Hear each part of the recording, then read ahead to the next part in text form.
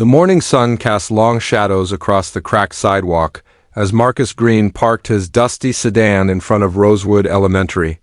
His hands were calloused, fingers stained from years of hard labor at the shipping yard. He glanced at the clock on the dashboard, 7:42 a.m., just in time. The worn-out scent of sweat and coffee lingered in the car as he leaned back, blinking away the exhaustion from his night shift. His daughter, Ava, was buckling her tiny pink backpack, her smile radiant, a bundle of joy in pigtails and a bright yellow jacket. He stepped out and walked around to her side. The moment he opened the door, Ava reached up, arms extended. "Daddy, can I get one more hug before class?" He chuckled softly and crouched down, always. Her small arms wrapped around his neck, and he kissed her forehead. She smelled like bubblegum shampoo and strawberry lotion. Across the street, Meredith. Sloane tightened the grip on her dog's leash. Her brows furrowed as she stared at Marcus and Ava. She had lived in the neighborhood for years, prided herself on keeping an eye out, though many quietly said she watched certain people more than others. She tilted her head and narrowed her eyes, watching Marcus lift Ava and settle her gently into the booster seat. Marcus had no idea he was being watched. He playfully tapped Ava's nose. "What's the rule about snack sharing?" Ava giggled. "Only if they don't have peanut allergies." He smiled. "That's my girl." Meredith took out her phone, voice low and urgent.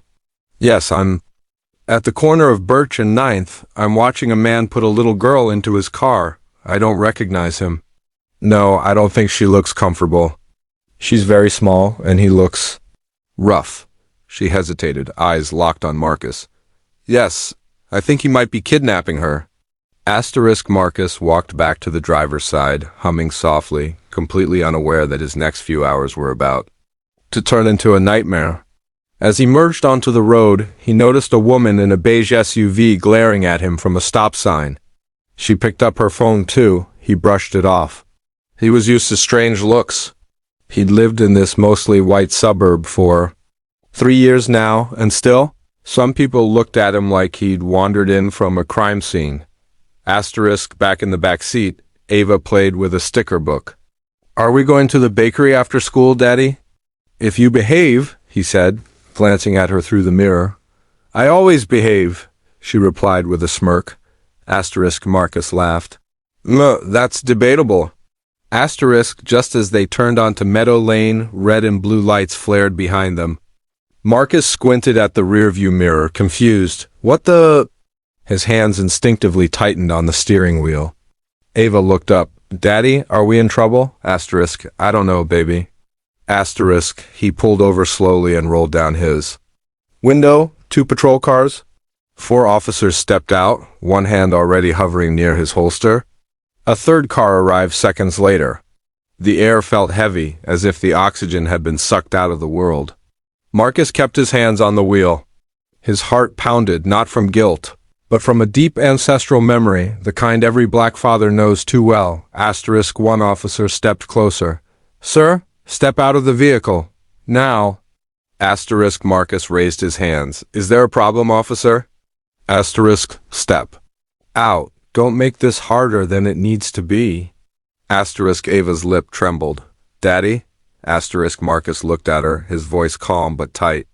"It's okay, honey. Just stay in your seat." He opened the door slowly and stepped out, palms facing the sky. "My name is Marcus Green. That's my daughter in the back seat. I just picked her up from school."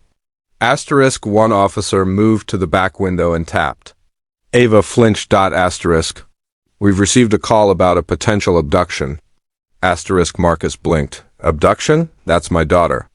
"You can ask her." "We will. Please step to the front of the vehicle." Neighbors gathered now, some filming, some whispering, and others, the ones who knew him, watched in frozen silence, unsure whether to intervene.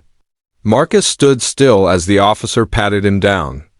Ava was crying now, loud enough to break hearts. All Marcus could do was whisper under his breath, "Not like this." Not in front of her. Inside the police station, the sterile white walls and buzzing fluorescent lights made everything feel colder than it already was. Marcus sat at a metal table in a small interview room, his hands resting in his lap, posture straight, eyes red from a mix of fatigue and disbelief. A camera blinked in the corner. 2 officers stood across from him. Officer Daniels, younger, tight-jawed, arms crossed, and Sergeant Howell, older, grizzled, flipping through a notepad with a tired sort of indifference. I already told you, Marcus said calmly, his voice heavy but composed. My name is Marcus Green. That's my daughter Ava. She's 6 years old. Her mother passed 3 years ago. She goes to Rosewood Elementary. Her principal knows me. Her teacher knows me. Her pediatrician knows me. Daniels leaned in slightly. You got any custody documents on you? I did. They're in my bag, which your officers left in my car. My phone's dead. I can't even call my lawyer. Howell grunted. We're checking with the school. Sit tight. Marcus looked away, jaw clenched. Sit tight. The words echoed in his head like mockery. For what? Picking up his daughter? For hugging her too long? For being black in the wrong zip code? Across town, in a different room just as stark, Ava sat on a plastic chair with her backpack in her lap. Her big eyes welled with tears. She hugged her knees tightly and stared at the strange woman trying to comfort her. Sweetie, do you know the man you were with? The CPS worker asked gently. Ava sniffled. That's my daddy. Why won't they let me see him? The woman forced a smile. They just want to make sure everything's okay. Ava looked down. He didn't do anything bad. He made me pancakes this morning. Back at the station, time dragged. Marcus leaned back in his chair, rubbing his temples. No one had offered him water. No one had spoken to him in nearly 20 minutes. Just the sound of his heartbeat and the quiet hum of the room.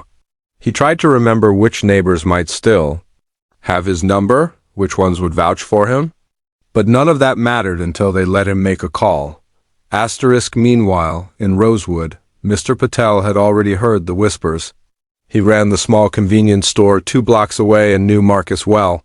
He had seen him bring Ava in for fruit snacks after school, heard her call him Daddy 100 times. Now? He was hearing something that made his blood boil, that Marcus had been accused of kidnapping. Without a second thought, he pulled up a photo on his phone. Ava at the school Halloween party, standing beside Marcus in matching costumes. He had taken the picture himself. He tapped a contact and called Officer Lane, a friend he played chess with at the community center. Lane, you guys got Marcus Green in custody? Yeah? Listen to me, that's his daughter. I've got photos, school knows him, everyone knows him. You need to sort this out, fast. Back in the interrogation room, Howell returned, glancing at Marcus, a shift in his expression. We got confirmation from the school. Ava Green, listed guardian, Marcus Green. Her mother's deceased. Records match. You're free to go. Marcus didn't move. For a moment, his body stayed completely still, as if frozen in a surreal painting. Then slowly, he stood. His voice was quiet, laced with steel. Where's my daughter? Howell looked uncomfortable. She's being brought back. CPS has her downtown. They'll have her here in 15. I want her in my arms the second she walks in that door, Marcus said. You made her cry. You made her think I was gone. Officer Daniels cleared his throat. It was a mistake, sir. No, Marcus snapped. It was a decision? Based on how I look? That's not a mistake. That's how you're trained. When Ava was finally brought into the lobby, she ran to Marcus the moment she saw him. He dropped to his knees and caught her mid-air. She wrapped her arms around his neck tightly, as if afraid he might disappear again. He kissed her cheek over and over, whispering, I'm here. I'm here, baby. Daddy's not going anywhere. Outside the building, a crowd had gathered. The news had spread through a neighborhood text chain. People stood in silence as Marcus walked out carrying Ava in his arms. His face was calm, but something inside him had cracked, not just from the insult, but from what his daughter had seen. The trauma now lived in her memory, in both of their memories. Branded there by fear and ignorance, a reporter shouted a question. Marcus didn't respond. His eyes stayed fixed forward. A father protecting his child. Walking out of the system that tried to redefine him, but failed. Marcus didn't say a word as he carried Ava through the glass doors of the police station. The sunlight hit his face, but there was no warmth in it. His arms wrapped protectively around her tiny frame, as if shielding her from the world. The crowd that had gathered outside quieted. Phones went up, recording every second, but Marcus didn't flinch. He walked with a calm, deliberate stride, not looking for attention, not wanting it, but owning it just the same. Some faces in. The crowd were familiar, neighbors from his street, parents from Ava's school, the mailman, even the old lady who watered her garden every morning without ever saying hello. And among them was Meredith Sloan, the woman who had made the call. She stood stiffly behind a line of hedges, sunglasses on, her mouth tight, arms folded. Their eyes met for half a second. She quickly looked away. Marcus gently set Ava down. She clutched his hand, her fingers interlocked with his. A young journalist approached, microphone in hand, her voice hesitant but steady. "Mr. Green, would you like to make a statement about what happened?" He looked at her, his eyes tired but blazing with clarity. "Yeah," he said. "I didn't know that picking up your child could get you arrested." "I didn't know that." Love looked suspicious. "And I didn't know that in this country, being a father could be mistaken for being a threat." The crowd was silent. His words hung in the air like smoke from a fire no one wanted to admit was burning. Ava tugged his hand. He knelt beside her, and she whispered something in his ear. He smiled for the first time in hours, faint and weary. "She wants pancakes," he said. "So I'm going to take her home, and we're going to make pancakes." They turned and began walking toward his car, but a few people started clapping. At first it was just one or two, but then it grew, slow and sincere. Not performative, not pity, but respect, recognition, solidarity. A man stepped forward and shook his hand.